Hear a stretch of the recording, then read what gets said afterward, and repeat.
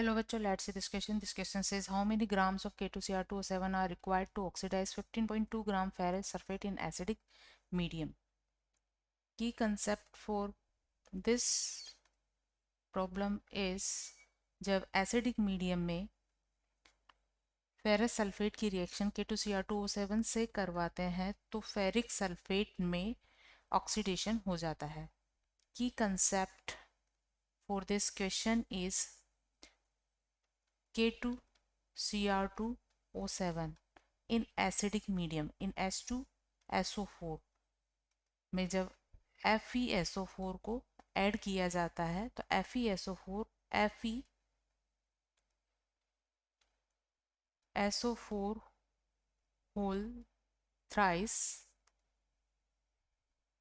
में कन्वर्ट हो जाता है और साथ में बनता है chromic sulphate Cr2SO4 whole thrice. तो इस तरह यहाँ क्रोमियम और आयरन की ऑक्सीडेशन स्टेट में चेंजेज आता है. इस रिएक्शन को हम आयनिक फॉर्म में इस तरह से लिख सकते हैं Cr2O7 2 minus and Fe2 plus से फॉर्म होता है Fe3 plus and Cr3 plus. Chromium की 3 प्लस स्टेट में चला जाता है.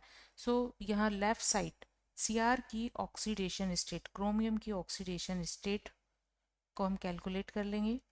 इसे हम अगर x कंसिडर करें तो दो क्रोमियम एटम के लिए वैल्यू 2x होगी और ऑक्सीजन के एक एटम के लिए ये वैल्यू -2 होती है इन ऑक्साइड फॉर्म. देन 7 एटम्स के लिए होगी 7 इंटू -2 और इस स्पीसीज पर टोटल चार्ज है -2. तो इसमें प्रेजेंट सभी एटम्स के ऑक्सीडेशन नंबर का सम या -2 के इक्वल है और इसे कैलकुलेट करने पर x वैल्यू हमें मिल जाती है +6. सो क्रोमियम यहाँ +6 ऑक्सीडेशन स्टेट में है.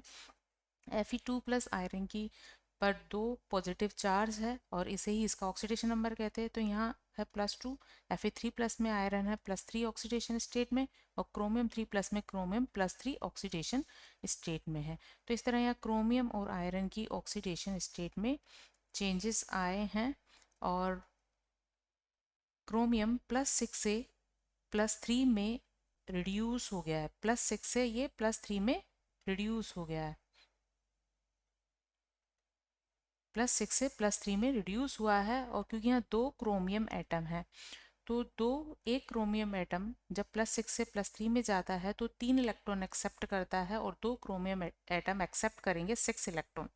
सो यहाँ 6 इलेक्ट्रॉन एक्सेप्ट किए जाते हैं और 6 इलेक्ट्रॉन एक्सेप्ट करने का मीनिंग है यहाँ रिडक्शन प्रोसेस हुआ है.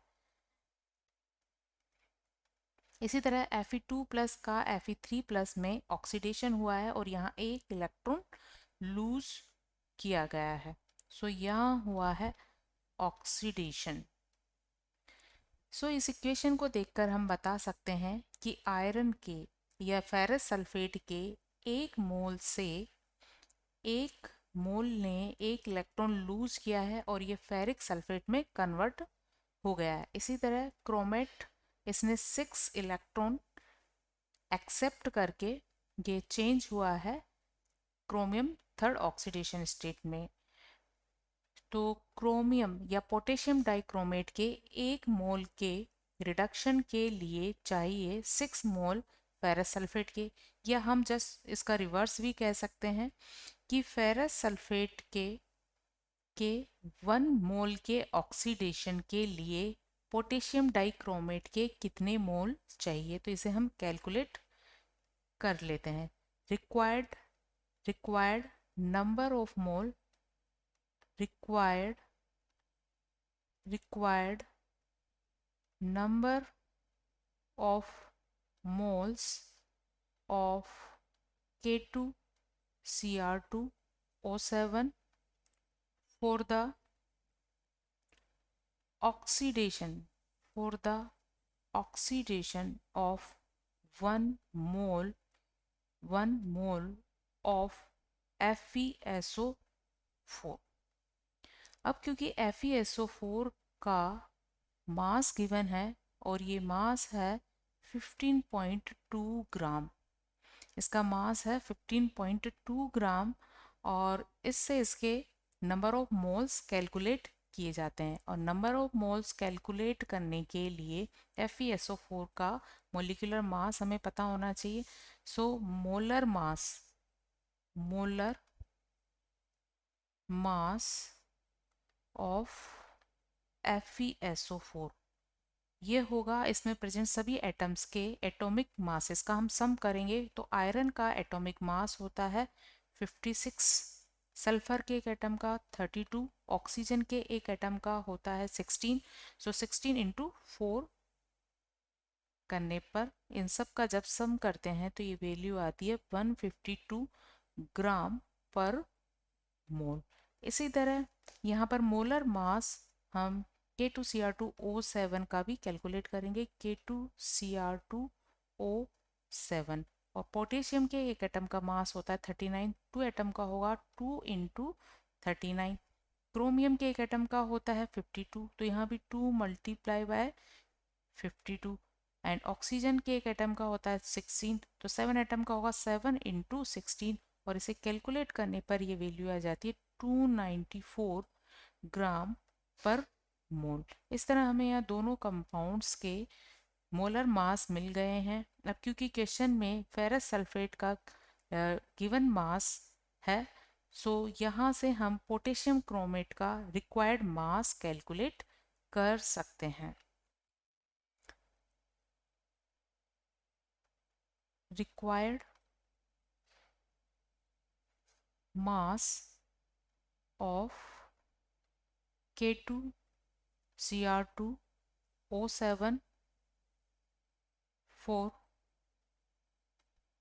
given mass of 15.2 gram of ferrous sulfate for oxidation will equal 1/6 into 15.2 divide by 152।